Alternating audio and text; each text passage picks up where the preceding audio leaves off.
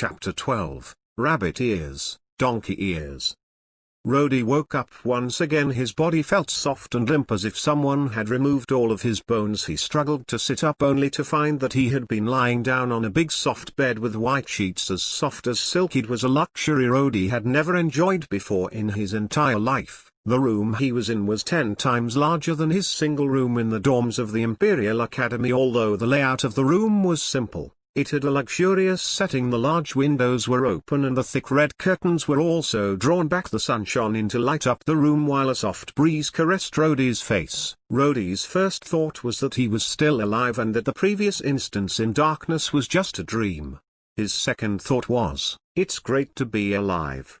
Nicole stood at the window, her back facing Rody. Deep in her thoughts, Rody supported his body to sit up but found that he did not have enough strength. He could not help but grunt. Nicole immediately turned around and looked at Rody. In Nicole's eyes, there was a hint of concern, a tinge of apology, and also a bit of frustration. She spoke softly in a gentle tone that Rody had never heard before. "Have you woke up?"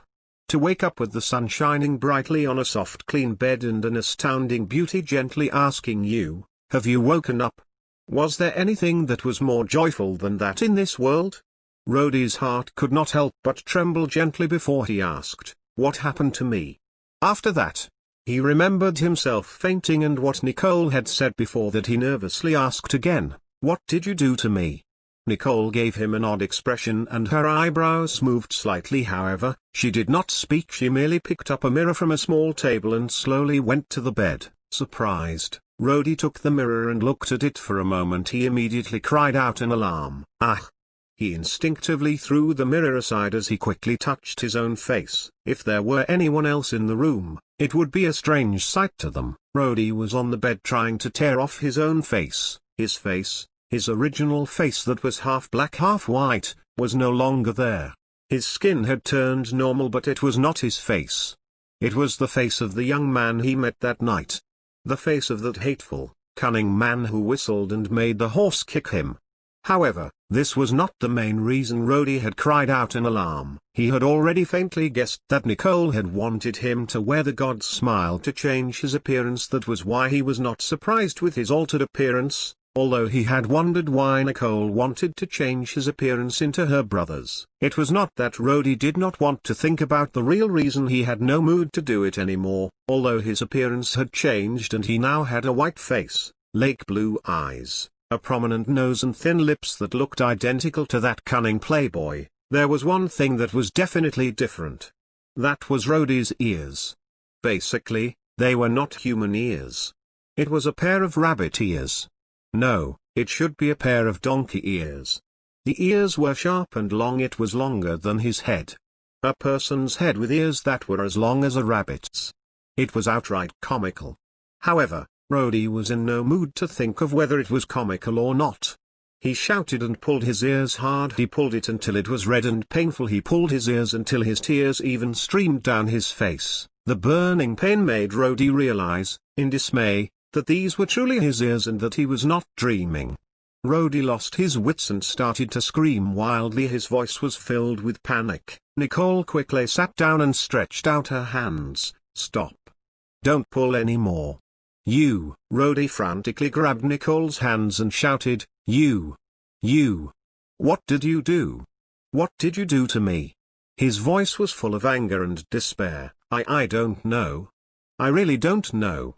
Nicole seemed to have lost her sense of speech as she defended herself. However, she could not break free of Rody's hands.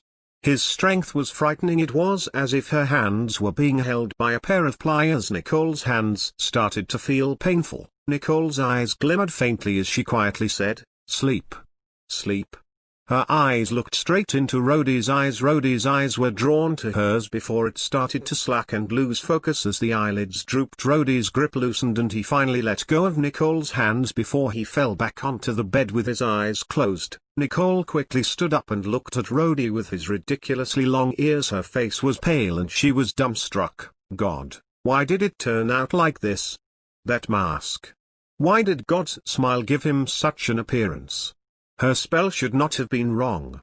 She did everything according to the great sage Dandong's notes and had also pictured her younger brother Seth's appearance first. After that, she had read the incantation without saying a single thing incorrectly. So why did Rody's face turn into her younger brother's face together with those long ears? That pair of ears were definitely not human ears. They were like rabbit ears. There were no humans in this world with that kind of ears. Unless they had elven ancestry, then their ears might be. Wait. It then dawned on Nicole. The god's smile was created by a master elven sorcerer. Even the mask itself was made of the elven sorcerer's skin. That would mean that only the elven race could use this mask. If a human used it, it would result in this strange appearance. Just like a half-human half-elf. They would have a human's face with long elven ears. My God.